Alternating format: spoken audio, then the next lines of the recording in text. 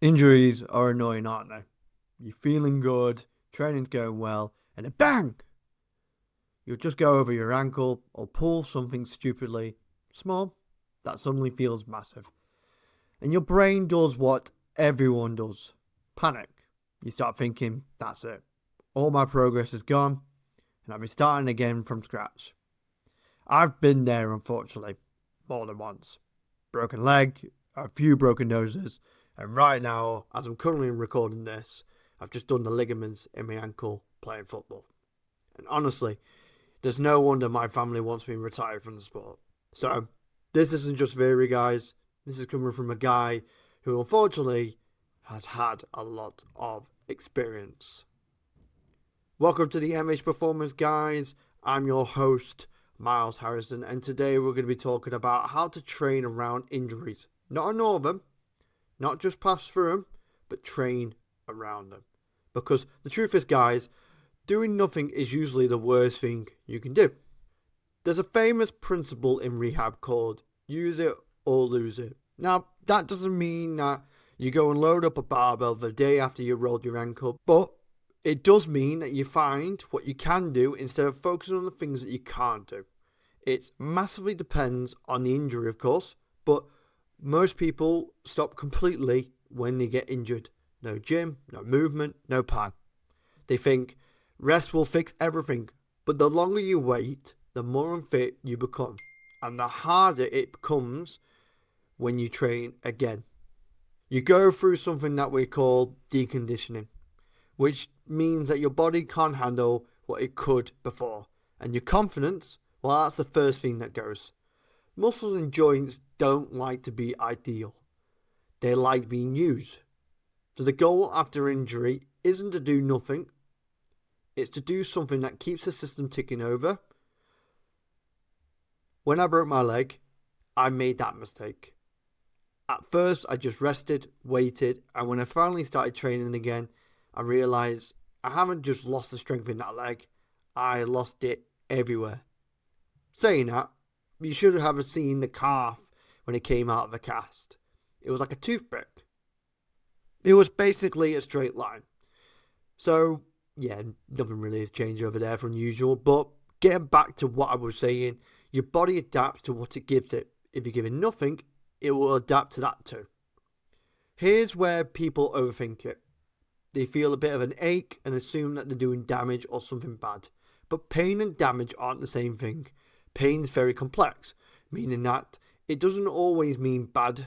Sometimes it just likes your body saying, I'm not sure about this yet. It's a warning light on the dashboard. It's not always a disaster. And it can be managed.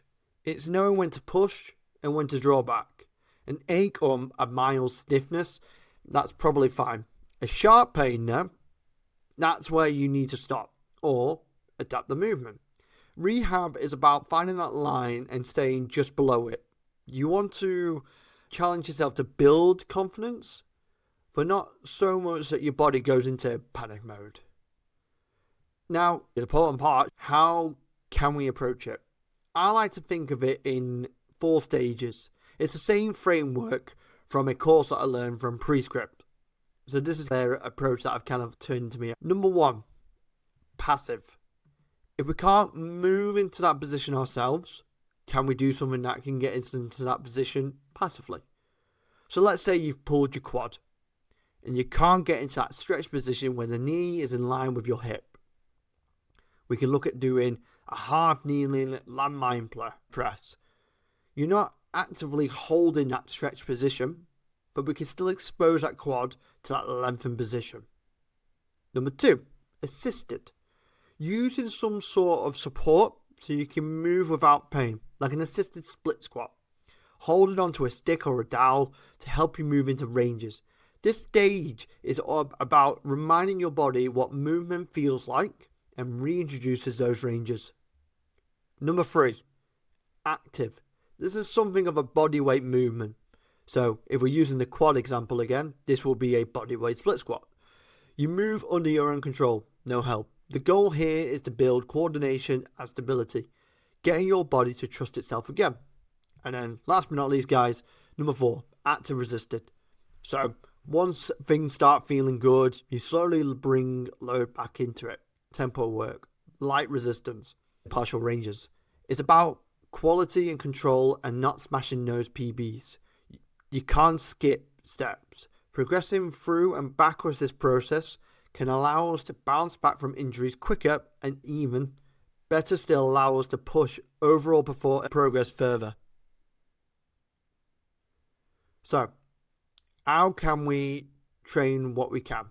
Now, the best mindset during injury is simple. I've mentioned this before. Train what we can. If your ankle's cooked, train the upper body. If your shoulder's dodgy, get strong through the legs.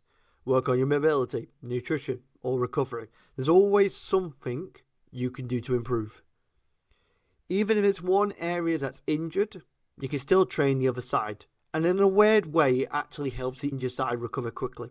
There's research that shows that training one side of the body helps the other side maintain strength.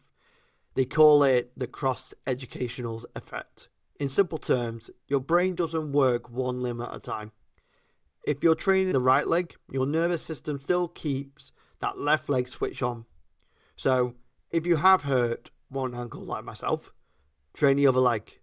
When it is safe to move, even a little, movement is medicine. Gentle range of motion, work, isometrics, balance drills, all that stuff keeps reduced stiffness. And you tell your body it's safe again. That's what separates the people who come back stronger from the ones who just wait and hope. Now, let's talk about load, volume, and have a bit of patience. Rehab, not about how hard you can go. It's about how well you can control it. The goal isn't to feel destroyed, it's to feel capable, and then add volume slowly. Progress doesn't mean just more weight. It means getting into different positions, more balance, more control, or even being fearless. And that last one, fear, is a big one. Sometimes when we're rehabbing, the hardest part is the pain. It's the hesitance. That little voice that goes in the back of your mind that goes, don't twist like that time again. Remember last time. The only way you can rebuild confidence is through repetition. Repetition is the mother of all skills. Small wins over and over again. Each time you move safely, you're teaching your body we're okay now. You don't just build trust by resting, you build it by moving and doing the necessary steps to get back and further from where you were before. Because here's the thing, guys. We're not trying to get back to where you were before. We're aiming to get you beyond it. Stronger, wiser, more resilient.